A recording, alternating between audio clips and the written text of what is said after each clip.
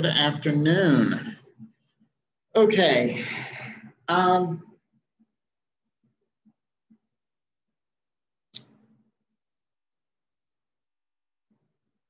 right, so today we are going to do two things. The first thing that we are going to do is we are going to work through a few more conveyance exercises to sort of make sure that we understand this process and talk through a couple of other wrinkles in these issues.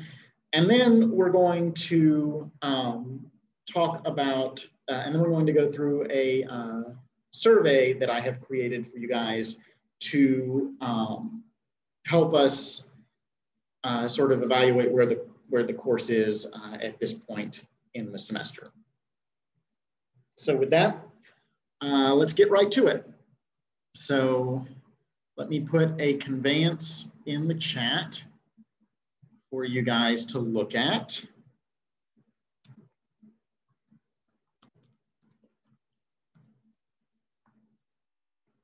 To A for life, then to A's heirs. Okay.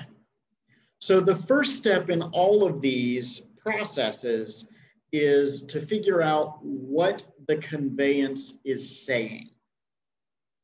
Okay, so I don't want to talk about this is void or this is impossible or blah blah blah blah blah. I just want to talk about what the text says.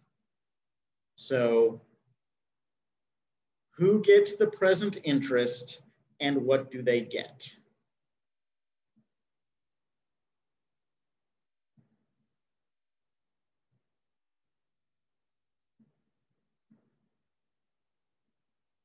So that's the first question. Who gets the present interest and what do they get?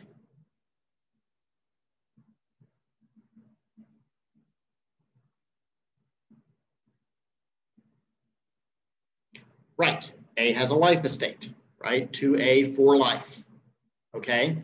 Life estates imply the existence of a future interest. So what future interest is created?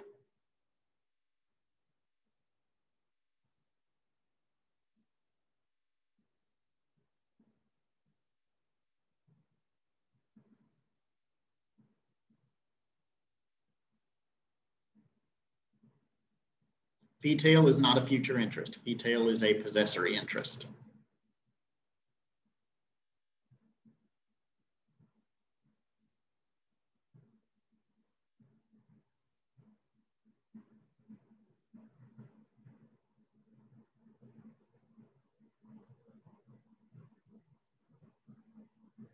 So Monica, I think you came in a little late, but what I said at the beginning is right now, we are asking, what does the conveyance say it creates? Okay, we'll talk about whether that creation is correct in a minute, but what does it say? Fee simple is a possessory interest. It is not a future interest. So let's take it a step back. Let's list all the possible future interests. Right now the question is, what's the list of future interests? I'm sorry, could go ahead and talk. I'm sorry, Adriel? I think that the last person who in the first grant, okay, because I ain't got the question right now, right? We're just jumping into it. But the grantor gave the land to a grantee, and he also thought that after this grantee, the life should go on to a third person. Okay, as it relates to the right of alienation, okay, the second person, which should be the second grantee, that he gave the land or the tract to, they would possess ownership as distinct as the original grantor. Therefore, Adriel, this question is so much simpler than you're trying to make it. It's so much simpler than you're trying to make it, okay? Let me put the conveyance into the chat again. wonder if there's the same question I didn't with.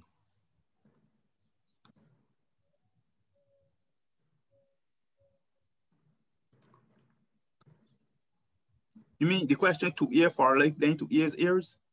Oh, that is it, to ear for life, then to ears ears. So what future interest does this conveyance create, claim to create? What does it say? Monica, I see your hand. I'm not ignoring you.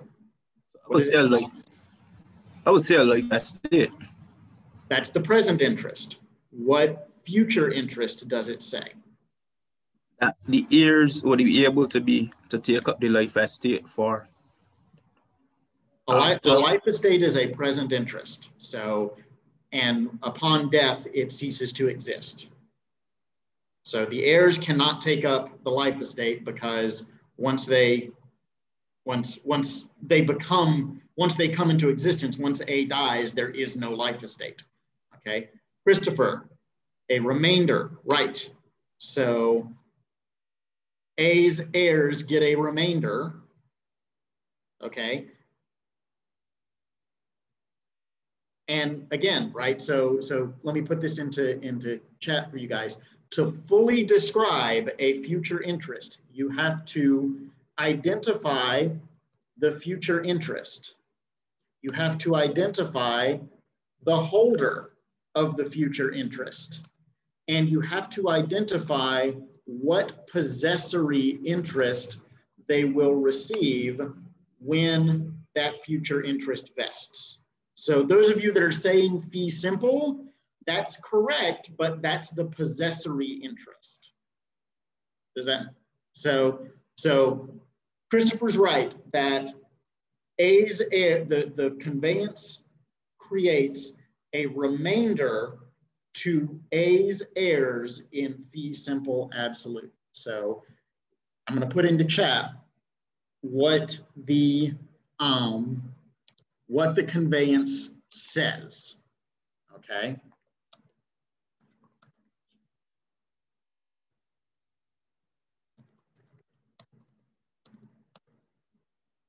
So life estate to A, remainder to A's heirs in fee simple absolute. But there's a wrinkle. Here's the wrinkle. In this particular circumstance, where a single conveyance creates a freehold estate, it's fine, Leanne, it's fine. Where a single conveyance creates a freehold estate in A and a remainder in A's heirs, in some jurisdictions, those interests merge. These jurisdictions follow a rule called the rule in Shelley's case. Okay. And I have told you pretty much everything you need to know about it. There's more discussion in Professor Owusu's book starting on page 142. But you now know everything you need to know. Okay. When these estates merge, when this present interest and this future interest merges, what you wind up with is a fee simple absolute to A. Okay. Not all jurisdictions follow this rule. Some jurisdictions will say A has a life estate, A's heirs have a remainder in fee simple absolute, and the original grantor has a contingent reversion if A dies without heirs. Okay. So do we understand this? Great. Next conveyance. Okay.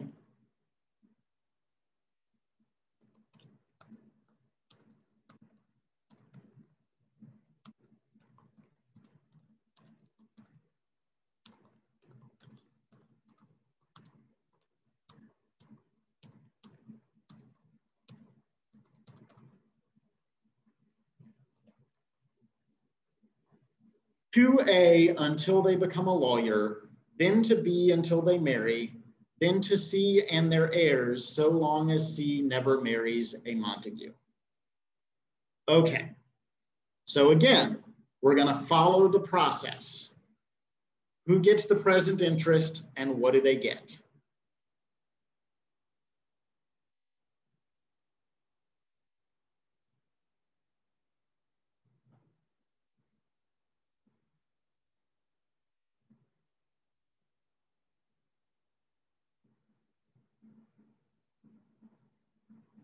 Right. A has a fee simple determinable.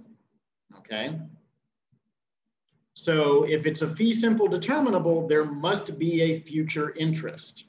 What future interest is created by a fee simple determinable?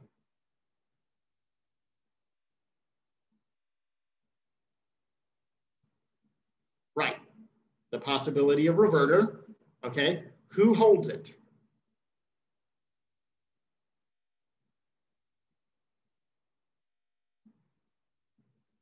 What language tells you that it's the grantor?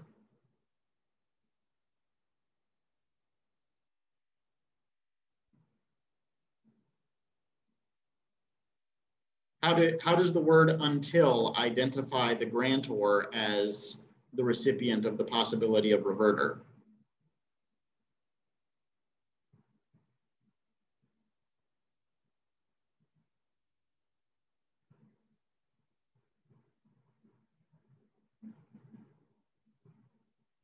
So what we're trying to, because if it doesn't happen, if it does happen, the future interest vests. If it doesn't happen, right? If the condition never triggers, then the future interest never vests. Let's go back to the text of the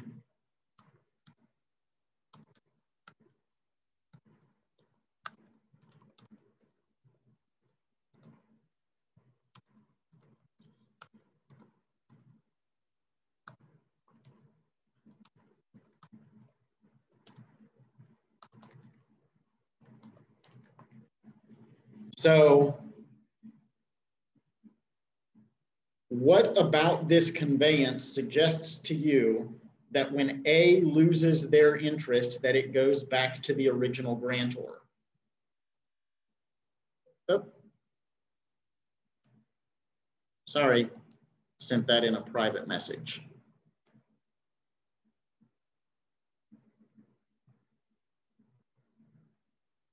Is B the original grantor?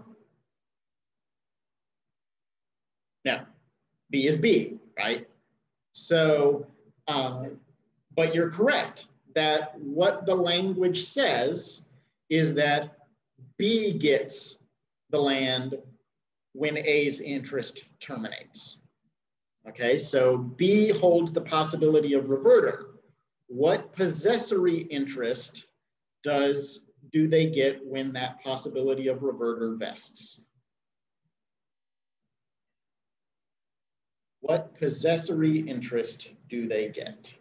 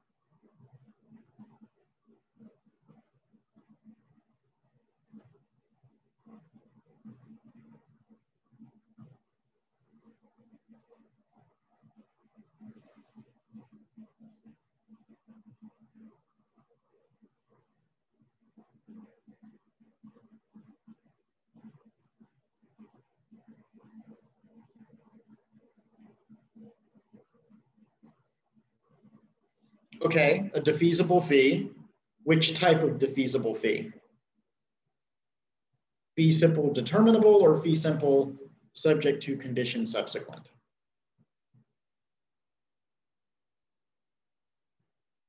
Okay, why do you say that?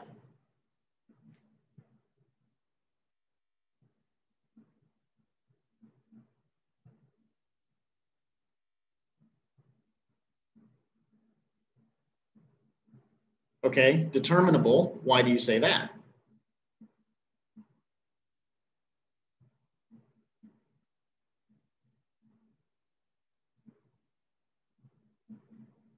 So until, so the language is something that has to happen, right? So there's an event, right? The, you know, B's wedding day, right? And at that point, boom, they have married, right? So I agree with you that until is a flag that you should be looking, that should suggest that you be looking for a determinable fee. However, let's consider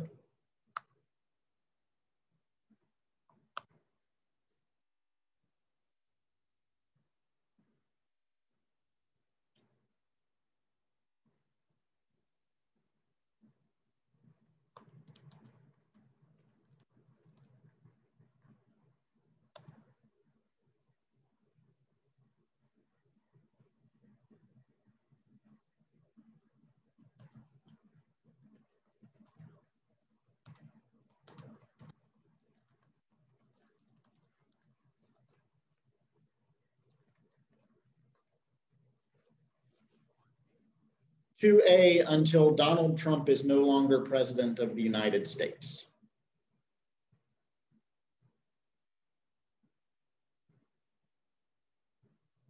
Right? So, so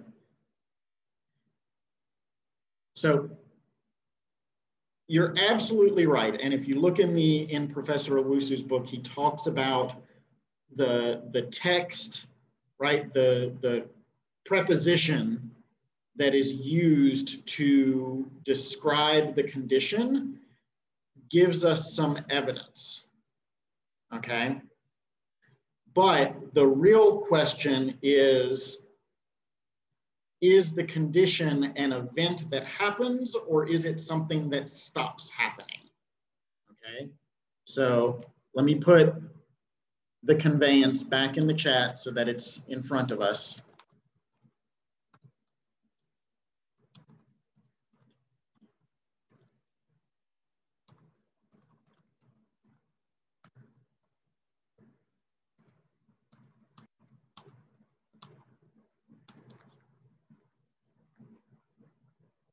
Okay, so we're talking about B. We know that B has a possibility of reverter.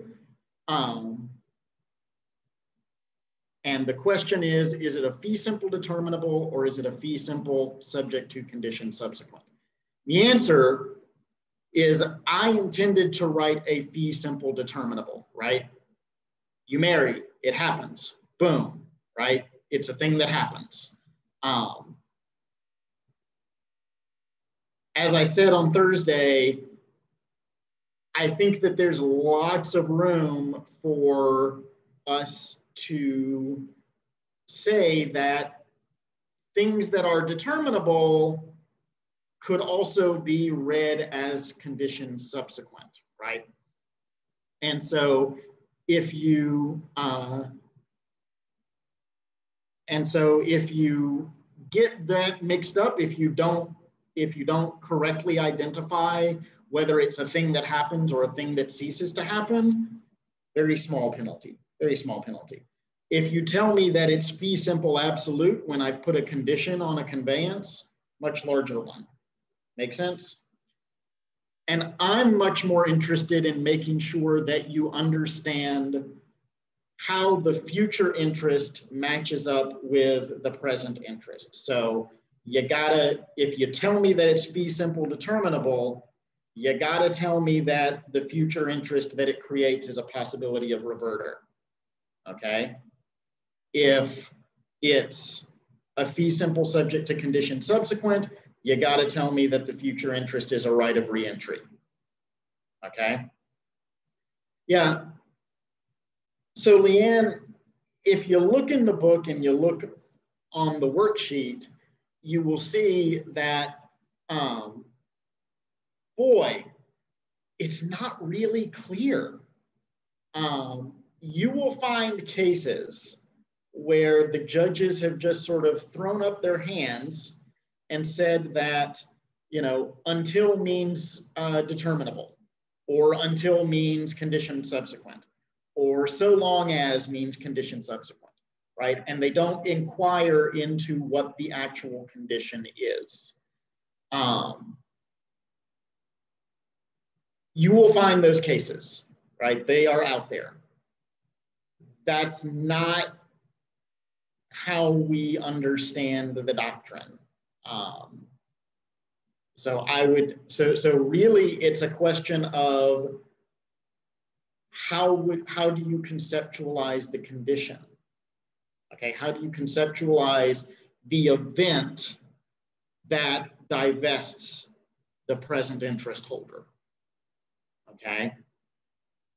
And I've tried to give you some examples of ways to write the conveyance so that the same event does both things, right? So for example,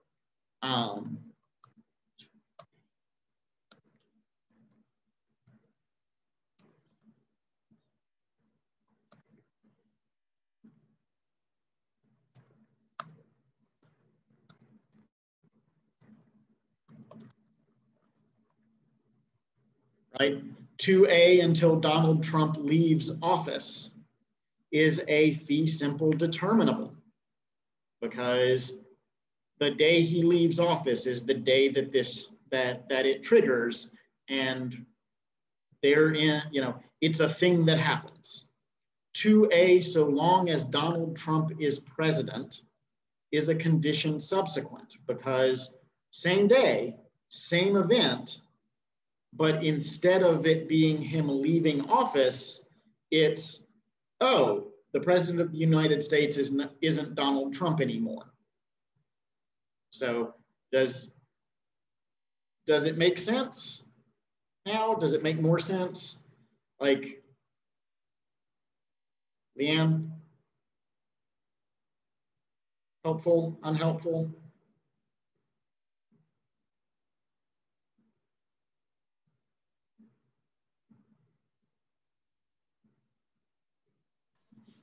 Sir, can you just give me one more example so that I could try to figure out? Sure. Let me see if I can do this.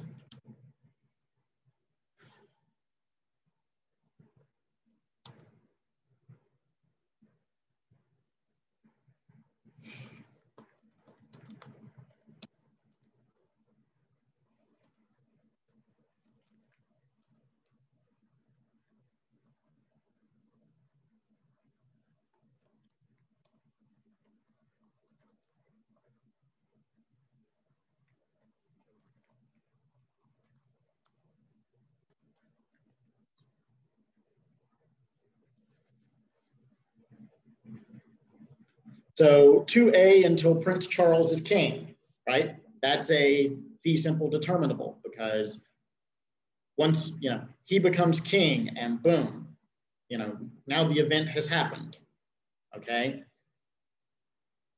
2A, so long as Queen Elizabeth reigns, that's a fee simple condition subsequent. And let me give you an example of how these would be different, okay? Let's say that next week Prince Charles is killed in a tragic car accident, and never becomes king. So in that case, the fee simple determinable can never trigger, and it becomes a fee simple absolute. Okay, but In the second one, the condition subsequent, someday Queen Elizabeth will no longer reign, right?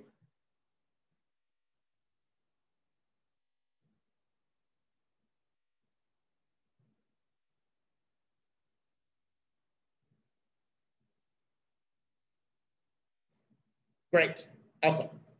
Okay, so to return to our conveyance.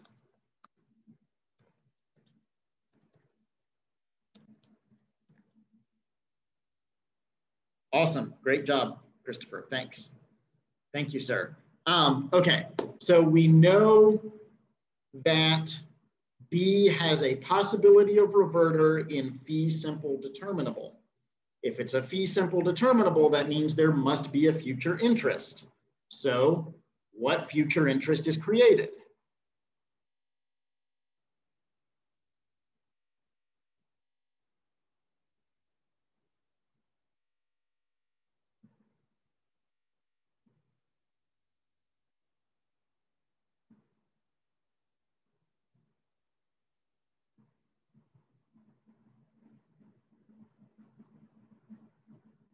The right of reentry.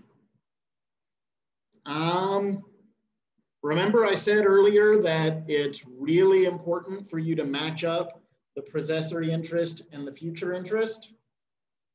Right, the possibility of reverter. Right, the possibility of reverter, okay? So the possibility of reverter, who holds it?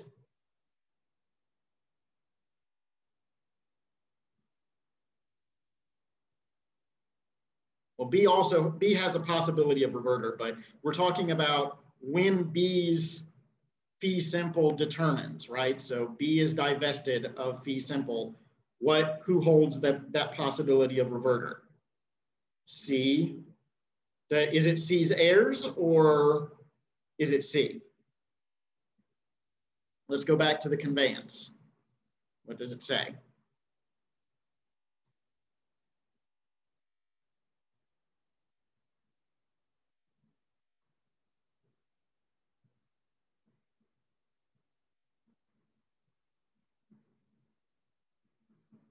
Is it to C's heirs or is it to C?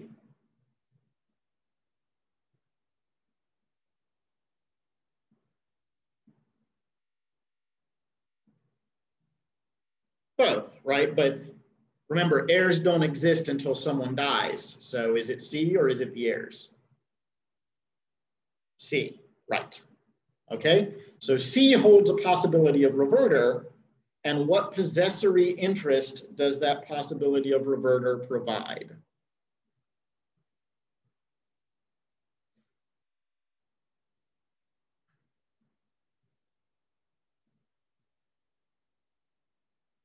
Right, condition subsequent, because it's a thing that ceases to happen, right?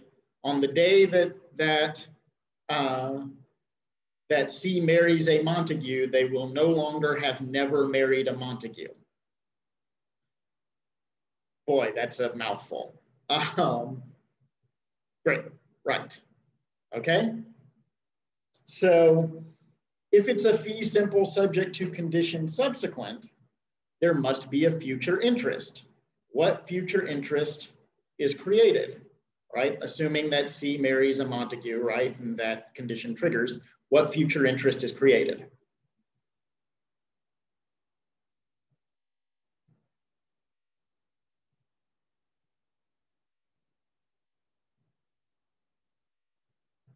Okay, so we know, let me put in the chat what we know is created so far.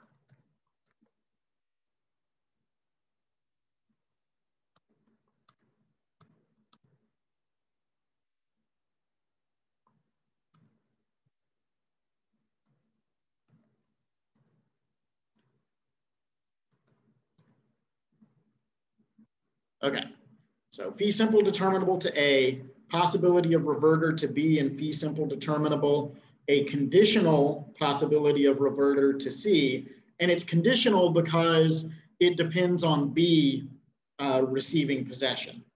Okay, so if A never becomes a lawyer, then all of this goes poof. Okay, so a conditional possibility of reverter to C in fee simple subject to condition subsequent. So what is the future interest that attaches to C's fee simple condition subsequent? Right, a right of reentry. Who holds it?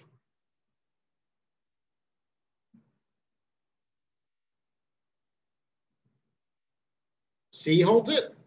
Well, if that's the case, then why wouldn't C just have fee simple absolute? If, right?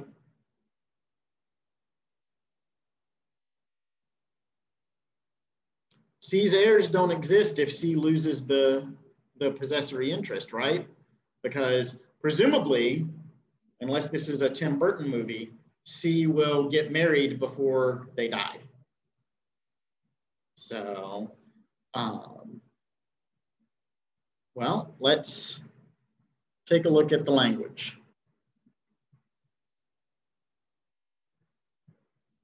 Why does the original grantor? Yes, right. Why not B? Because B is also dispossessed, right? So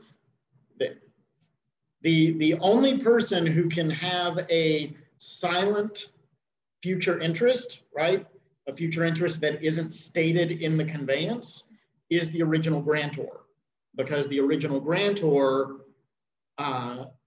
had fee simple absolute, so they have it forever. And so if they don't dispose of fee simple absolute, eventually it comes back to them. Okay, so right of reentry to the original grantor, what possessory interest do they get? Give you a hint. We just talked about it.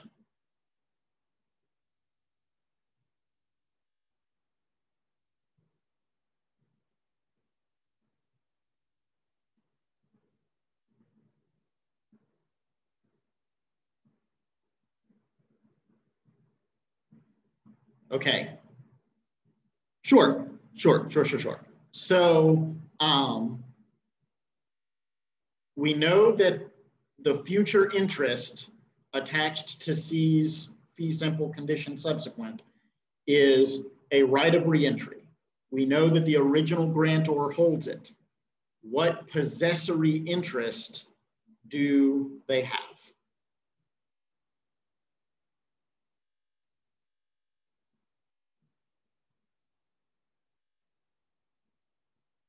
What condition attaches to the original grantor's fee simple? Yeah, I'll upload it. May not be today, but I have a lot of things that need to be uploaded. So yeah, it'll happen. What condition attaches to the fee simple?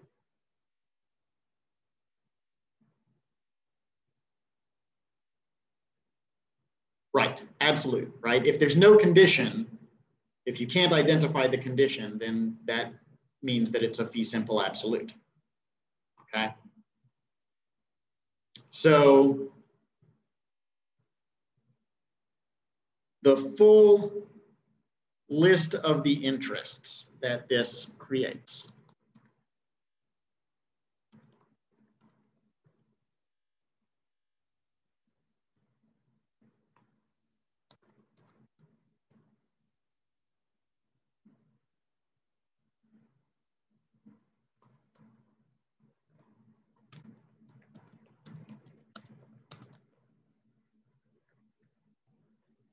So fee simple determinable to A, possibility of reverter to B in fee simple determinable, a conditional possibility of reverter to C in fee simple condition subsequent, and a conditional right of reentry to the original grantor in fee simple absolute.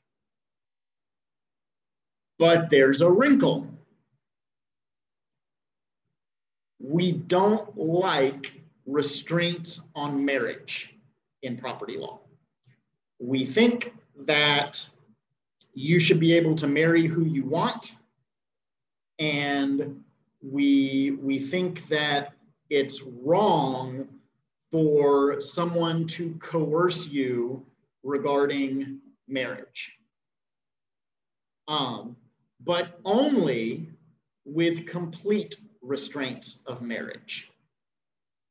Okay, so here is what would happen. Here's what would happen with the void condition, right? So, and this is one thing that you have to look for is, are there void conditions being attached to a possessory interest? Okay, so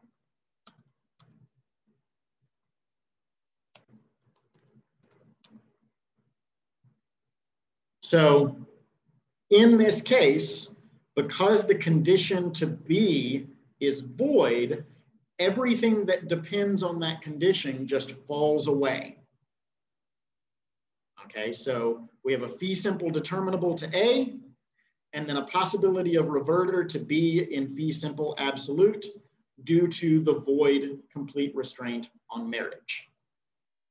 Now, what I will tell you is that partial restraints on marriage are valid. So if we have a valid condition attached to B, whatever it is, right? And so it gets to C, the restraint on marriage that is on C is valid. So you can say, I don't want you to get married before you're 25. And if you do, I'm going to take away this piece of property that I'm giving you. Okay, that's valid. You can say, I don't want you to marry that lazy ass boyfriend that you've got right now. I want you to marry someone better. That's valid. Okay, you can say, I don't want you to marry somebody from this family that I hate, right? I don't want you to marry a Montague. I don't want you to marry a Capulet. I want you to, you can marry anybody that you want, but not a Capulet. That's valid, okay? Because it's not a complete restraint on marriage. Okay, so again, complete restraint on marriage is no good, but a partial restraint on marriage is valid, okay? And when you're doing this like on an exam or for an assignment, you do not have to go through this whole process of figuring out what the conveyance says and then going through and making sure that there's not anything void. If there's something void, you can cut straight to the chase. Right. An example of a complete restraint would be, if you ever marry, you lose this property. Okay. So,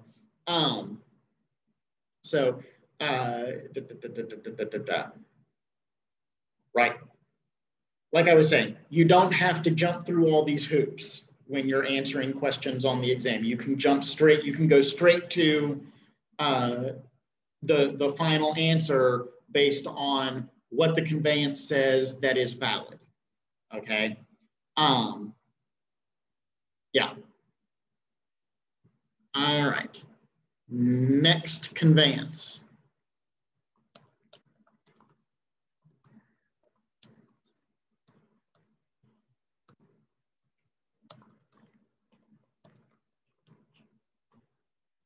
To A and their heirs, so long as A never joins the Catholic Church.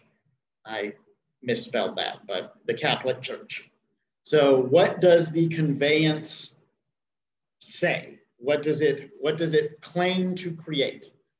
Who has the present interest and what do they get? Right? Fee simple determinable. Again, if you say a condition subsequent, not a big deal, okay? If I wrote this as so long as A never becomes Catholic, I think that's a closer call, but I think it's still determinable. But yeah, fee simple determinable to whom?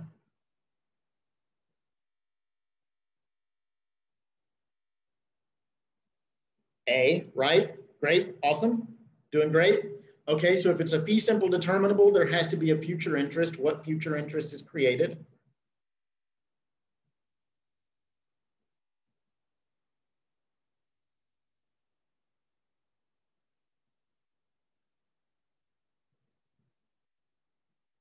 Right, possibility of reverter, okay. Who owns it? Who owns the possibility of reverter?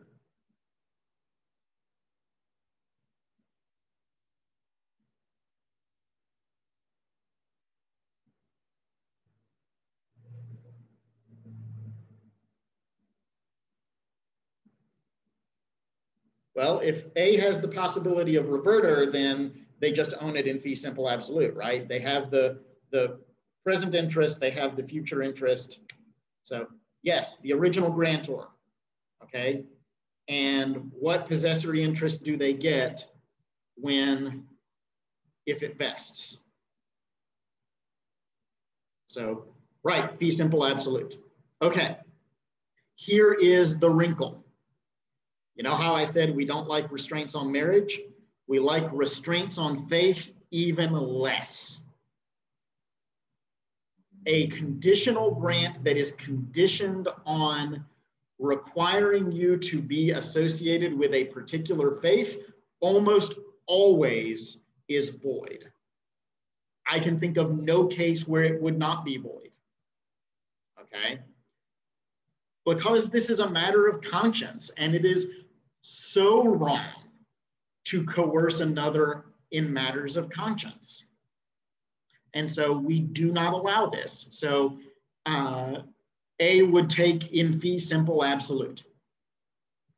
Okay, and so you can answer this with fee simple absolute to A due to void restraint on faith, right? That is a complete answer. Okay, great job, right? I really appreciate this. You guys did really well. Feel like you guys have a handle on this, on how this works now. The last thing that I want to do today, and then I will let you guys go a few minutes early, is great. I really appreciate that. Okay, let me show you guys what else I want you to do.